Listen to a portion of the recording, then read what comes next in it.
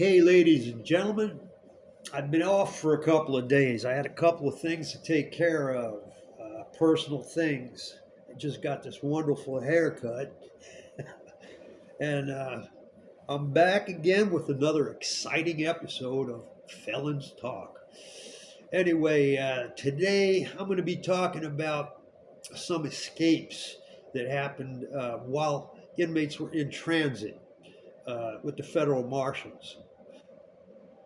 Um, like I said in a previous episode, when guys get, let's say, a murder case in Atlanta, they'll call inmates from other prisons to be their witnesses. And the purpose of this isn't just to have a witness to help you beat the murder case, it's also to give them a chance to escape while in transit. Because once you're outside the walls of the penitentiary, it's just you and whoever is transporting you and the way that they transport you. It could be an advantage that you could use to escape. Like I said in previous videos, everybody has a handcuff key. They're so easy to make, except for the certain marshal's cuffs that had this round key, which is pretty impossible to beat. And also, the black box makes it almost impossible to get to the actual the lock mechanism. So if you can't get to the lock mechanism, then the key isn't going to do you any good anyway. So that black box is pretty much how they handle most transports nowadays. But in the old days, they didn't always use that. And I'm going to tell you about some escapes that happened.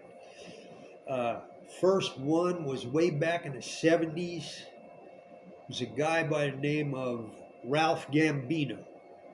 I believe Ralph was from, I want to say he was from Manhattan Beach, California. And he was a gym nut. He was like an exercise freak. And him and his girl, you know, they were gym rats, and they wanted to open up their own gym. And so they robbed a bank. The way he robbed the bank was he went to the manager of the bank. He broke into his house, took his family, held him hostage, and took him to the bank the next morning and sent him in to the bank to get I think it was $20,000. This is back in the 70s. 20,000 was a lot of money. And he put a vest on the guy. When he told the guy that they were dynamite sticks. So he put the dynamite vest on the guy. He said, if I push this button, I'll blow you to smithereens. Actually, they were road flares. They weren't really. He tricked the guy, but the guy didn't know. So he went in. He got him to 20,000, and he ended up getting caught for the bank robbery. So anyway, to make a long story short, he got called to testify at a case in Leavenworth. I believe it was Leavenworth, yeah.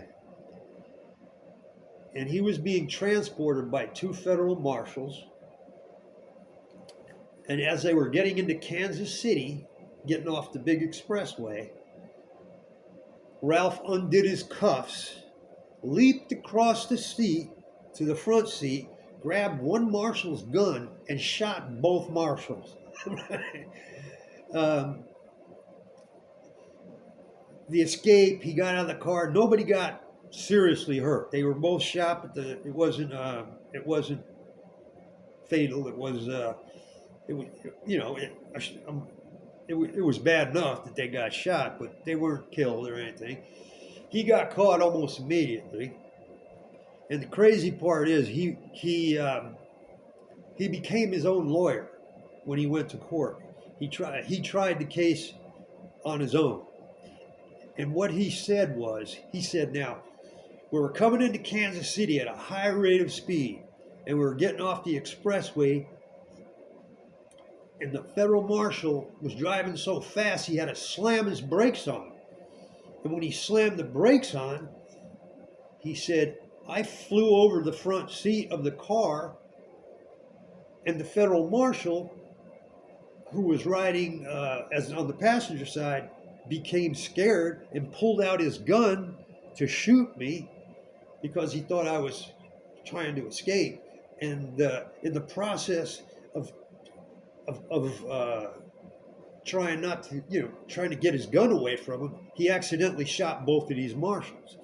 It was a total accident. It was the marshal's fault for driving so fast and making him go over the front seat of the car.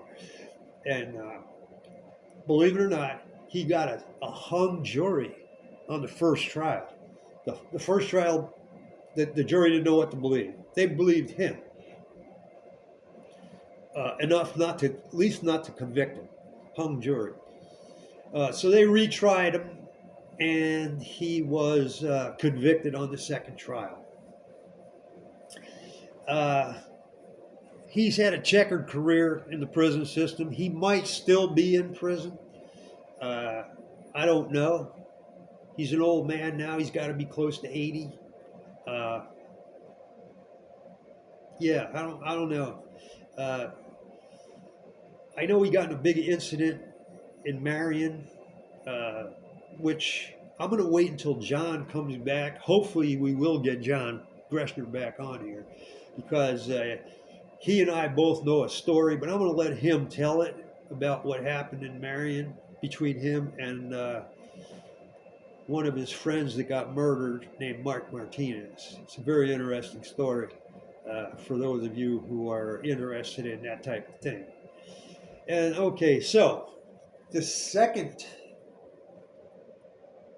one I'm going to tell you about is Boogie Luttrell, John Richard Luttrell, known as Boogie. Boogie was from Kentucky. Boogie's dead now. He died about 10 years ago in prison. Boogie was being transferred with a guy named Mike Whitehead. Mike Whitehead and Boogie were being transferred from a state facility in Upper Peninsula of Michigan. They were both federal prisoners, but they had been contracted out to the state of Michigan. And they were both picked up by marshals, and they were being transported back to the federal system. Well, Mike Whitehead got his cuffs off,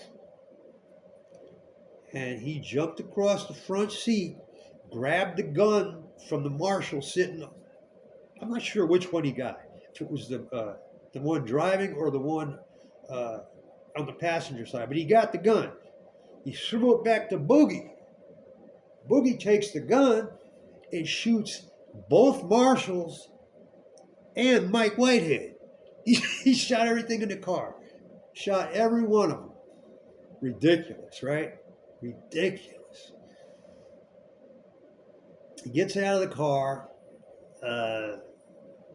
takes off on foot. Somehow he manages to get another ride going somewhere. And he ended up getting this guy, and this guy took him to a motel and got him a motel room. And he told the guy the story and how I don't understand really what ended up happening. It's kind of weird. He got caught in that motel, okay? I don't know what maybe he told the guy. Maybe he ended up trusting the guy. Maybe the guy was going to help him. He thought the guy was going to help him, but the guy went and turned him in. Something happened. But he ended up not making it very far. And that was the story about Boogie and Mike Whitehead. And Mike Whitehead lived. The marshals lived. Boogie got a hell of a long sentence for that one. And they weren't going to never let him out after that. He died of, I think, cancer about 10 years ago. And last but not least was the story of Joe Dougherty and his name, and Mike Connors or Conley. I can't remember. they were in Leavenworth, and they were being transported from Leavenworth to Oklahoma City to testify at a marshal's. No, wait a minute. Wait a minute. They were testifying in a civil case. Yeah, civil case in Oklahoma City, having to do with the Oklahoma City El Reno, Nevada institution there. There was some kind of, they had a civil suit going against that institution, or there were witnesses in a civil suit against that institution. Anyway, they were going there, both in the back of the marshal's car. They get out of the cuffs. Mike Conley jumps across the seat, grabs the marshal gun, throws it to Joe Doc. Call him Joe Doc. They don't call him Joe Doherty. They call him Joe Doc. They commandeer this car. They pull over, very professional, right? They take the marshals out into the woods. I think Mike Conley wanted to kill him. Joe Doc said, "No, we're not killing nobody. We're going to just," they cuffed him to a tree, and they took off with the car, and they were out a long time, like several months. And while they were out, they were committing numerous bank robberies. They were kidnapping bank presidents, going right into their houses, taking over the family, holding on to the family. One of them, they contacted Lefty Bocher from Detroit. He came. He was part of the crew. They got little Squeezy, who I think has passed away now. Squeeze, we used to call him. And maybe one other guy. I'm not sure. I don't remember. And they were doing these robberies, and they were all over the country, and they were making, big scores, 50, 60, 100,000. And eventually they caught little Squeezy. And he told them where they were at. And they went and knocked them off. They were in a motel room in Chicago. And they went in and they got him. The interesting thing about this escape is that the FBI used it as a template when to teach new FBI agents about takeover robberies, kidnap robberies for banks, where this is a specific field of bank robbery that most people don't really get involved in. Most people just try to go in, take over the bank, run and get the money out of the vault and try to get out as fast as possible. Maybe they'll wait until the armored car drops the money off. Then they'll go in and grab that money right away before they can even unpack it and try to get out. Speed being the most important aspect of that robbery. You can get in and out within 60 seconds. And there's cases of guys taking $400,000, $300,000. A friend of mine did it one time all by himself. He went in there. He ran over. He grabbed the money, grabbed it, took the money, ran out, was gone. He had like $315,000 in his bag. It was a bank where he used to bank at too, so they knew who he was. Anyway, he was a crazy kid.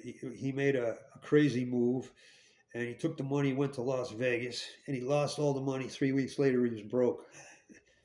Anyway, what I'm saying is that it's a specific field of bank robbery that only certain people are willing to go into, where you find out where the manager of the bank lives, you go to his house, you hold his family hostage.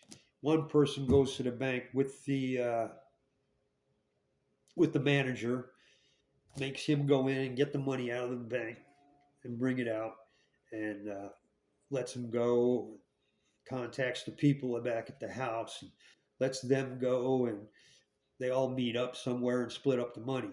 And so Joe Doc and Michael Connors, their their bank robbery escapade became a teaching point for the Federal Bureau of Investigation's new agents and how they were dealing with when others such robberies would take place.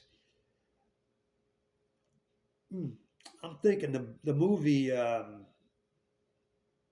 one of the movies. I think there was a movie about it as well. I can't remember which one, but yeah, they made that. I mean, it's been done. It's been done more than once. Like I said, even Ralph Gambino did it one time. But those people that do that they're long thinking robbers. They're not just trying to get a few $1,000s. They're into it to try to get a half a million or so, and that money's there. Now, especially nowadays. Um, anyway, that's the story for today. Please hit like and subscribe, and I will be back tomorrow with another story for you. I've got a list of stuff that I'm going to be talking about. It's going to be interesting. And if you got any questions, put them in the comments section, and I'll consider doing a show about something that's interesting to you guys. You know what I mean?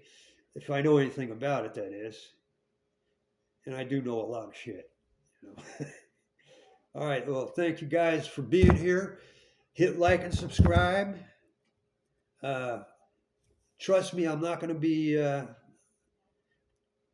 taking off 2 or 3 days in a row anymore. I'm back for good. So please